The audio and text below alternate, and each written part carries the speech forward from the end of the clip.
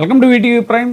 Cyber నేరాలు అనేటువంటివి రోజు రోజుకి దారుణంగా పెరిగిపోతున్నాయి. ఈ సైబర్ నేరగాళ్ల ఉచ్చులో సామాన్యులే కాదు, ఇక పోలీస్ ఆఫీసర్లు, రాజకీయ నాయకులు, ఎమ్మెల్యేలేంటి, ఇంకా అందరూ కూడా చిక్కుకుంటున్నారు. తాజాగా కూడా ఆ మధ్యన అనేక సంఘటనలు చూసాం మనం. ఒక పోలీస్ ఆఫీసర్ ని కూడా ఎలా బోరిడి కొట్టించారో సైబర్ నేరగాళ్ళు. మనం దాని మీద ఒక వీడియో కూడా చేయటం జరిగింది మన ఛానల్లో. ఎందుకంటే చాలా అప్రమత్తంగా ఉండాల్సిన అవసరం ఉంది. తాజాగా ఒక సంఘటన ఏంటంటే, ఏలూరు జిల్లా పోలవరం ఎమ్మెల్యే చిర్రి బాలరాజు సైబర్ నేరగాళ్ల వలలో చిక్కున్నారు. ఈ విషయం ఆలస్యంగా వెలుగు చూసింది. ఈ నెల 6న సైబర్ నేరగాళ్లు ఆర్టీఏ చలానాలు పెండింగ్ లో ఉన్నాయి అంటూ MLA Chirri Balaraju cell phone కు ఏపీకే ఫైల్స్ లింక్ పంపారు. ఇవే చాలా డేంజర్ లింకులు, ఇప్పుడు కూడా ఓపెన్ చేయకూడదు. ఇది వరకు ఏంటంటే ఓటీపీలు అవి వచ్చే ఓటీపీలు చెప్పండి అని అంటే పాపం కొంతమంది తెలియక ఓటీపీలు చెప్పేసేవారు. ఇప్పుడు అది కూడా అవసరం లేదు, జస్ట్ లింక్ ఓపెన్ చేస్తేనే చాలు, మొత్తం మన ఖాతాలో ఉన్న డబ్బులన్నీ వెళ్ళిపోతాయి. MLA Chirri Balaraju cell phone కి ఏపీకే లింక్ పంపారు. దాన్ని ఎమ్మెల్యే ఓపెన్ చేయగానే ఆయన ఫోన్ హ్యాక్ అయిపోయింది. అంతే, ఆ ఫోన్ కి ఎలాంటి మెసేజ్లు రాకుండా నేరగాళ్లు జాగ్రత్త పడటంతో ఎమ్మెల్యేకి తన బ్యాంక్ ఖాతా నుంచి నగదు ఉపసంహరణ వివరాలు కూడా తెలియలేదు. అంటే డెబిట్ అయినటువంటి వివరాలు కూడా తెలియకుండా చాలా చాకచక్యంగా కొల్లగొట్టేశారు. దాదాపు 12 లక్షల రూపాయలు కొల్లగొట్టేశారంట. ఎమ్మెల్యే బాలరాజు జంగారెడ్డిగూడెంలోని జంగారెడ్డిగూడెంలోని ప్రైవేట్ బ్యాంకులో ఖాతా ఉండగా అందులో నగదు పోయింది అని ఈ నెల 21న గుర్తించారు. దీనిపై విచారణ జరపాలని వెంటనే జీలుగుమిల్లి పోలీసులకి ఫిర్యాదు చేశారు. పోలీసులు కేసు నమోదు చేసి దర్యాప్తు చేస్తున్నారు. ఈ విషయాన్ని గోప్యంగా ఉంచారు. ఏలూరులోని ఎస్పీ కార్యాలయాన్ని సంప్రదిస్తే ఎమ్మెల్యే బ్యాంక్ ఖాతా నుంచి సైబర్ నేరగాళ్లు డబ్బు కొల్లగొట్టేసినటువంటి విషయం వాస్తవాన్ని ధృవీకరించారు. అసలు ఆంధ్రప్రదేశ్, తెలంగాణలో సైబర్ నేరాలు అనేటువంటివి రోజు రోజుకి పెరిగిపోతున్నాయి. సాధారణ ప్రజలే కాదు, రాజకీయ నాయకులు, ప్రభుత్వ అధికారులు, ఇక పోలీస్ సిబ్బంది కూడా ఈ మోసాలకు గురవుతున్నారు. భారతదేశంలో సెకన్కి సుమారు 11 సైబర్ నేరాలు జరుగుతున్నాయి. తెలంగాణ టాప్ స్టేట్స్ లో ఒకటిగా ఉంది. ఇది గుర్తు పెట్టుకోవాల్సిన విషయం. హైదరాబాద్ లో ఒక్క నెలలోనే 78 కేసులు నమోదయ్యాయి. 2025లో తెలంగాణలో సైబర్ మోసాల్లో 246 కోట్ల వరకు డబ్బు రికవరీ చేశారని, కొన్నిసార్లు రికవరీ అవ్వడం కూడా కష్టం. విశాఖలో డిజిటల్ అరెస్ట్, ఏటీఎస్ అధికారం నటించిన సైబర్ నేరగాళ్లు వీడియో కాల్లో మీ మీద కేసు ఉంది అని భయపెట్టారు. 7 మంది బాధితుల నుంచి 55 లక్షలు దోచుకున్నారు. ఒక సీనియర్ ప్రభుత్వ అధికారి 30 లక్షల రూపాయలు కోల్పోవడం జరిగింది.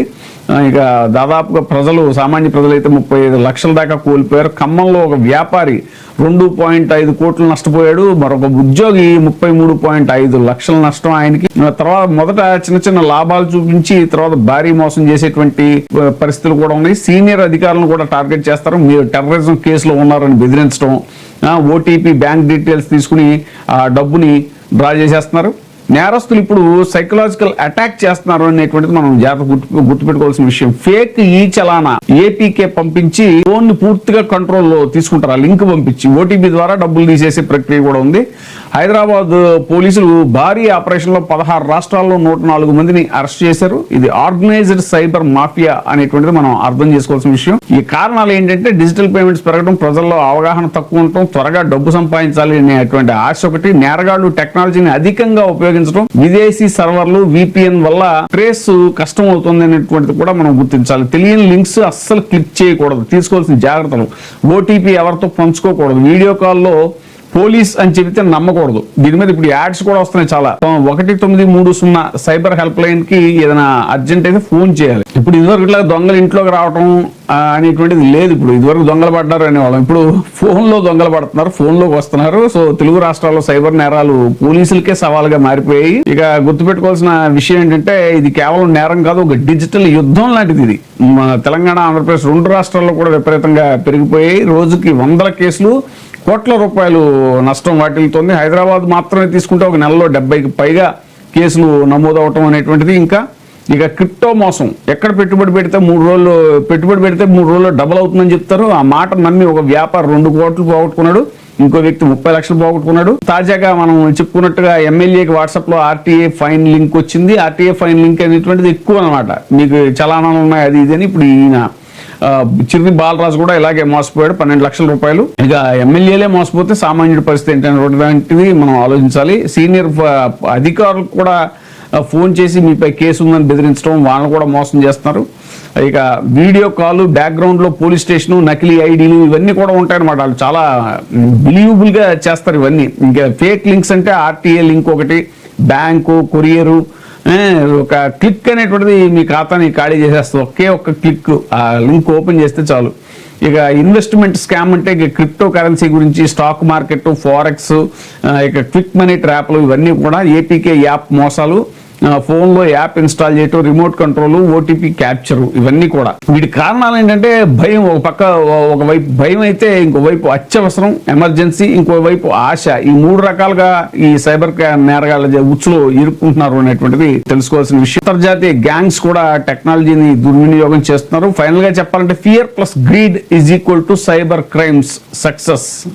సైబర్ క్రైమ్ సక్సెస్ అనేది ఎలా ఉందని అంటే ఒక సామాన్యుడి యొక్క ఫియర్ ప్లస్ గ్రీడ్ వీటి వల్ల. సో ప్రభుత్వాలు జీరో టాలరెన్స్ అని చెప్తూ ఉంటాయి, కానీ ఈ వీటి విషయంలో ఇంకా కేసులు పెరుగుతున్నాయి, ప్రజలు మోసపోతున్నారు, రికవరీ తక్కువ మెయిన్. సో సైబర్ పోలీస్ స్టేషన్లు ఇంకా సరిపడిన లేకపోవడం కూడా ఒక కారణం, అవగాహన కార్యక్రమాలు సరిగ్గా లేకపోవడం కారణం, టెక్నాలజీకి సరిపడ సిబ్బంది ఉన్నారా అంటే అది కూడా అనుమానమే.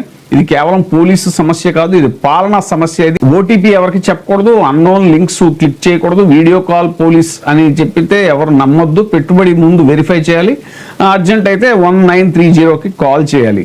ఇదేంటంటే ఎలా ఉందంటే ఈ దొంగలంతా కూడా ఇప్పుడు ఎంత సోఫిస్టికేటెడ్ అయిపోయారంటే చేతిలో గన్ అక్కర్లేదు, కత్తి అక్కర్లేదు, ఒక మొబైల్ ఫోను, ఒక ఇంటర్నెట్ కనెక్షన్ ఉంటే చాలు మీ బ్యాంక్ ఖాతా ఖాళీ చేసేయగలరు. అలాంటి సైబర్ నేరాలు చాలా అప్రమత్తంగా ఉండాల్సిన అవసరం ఉంది.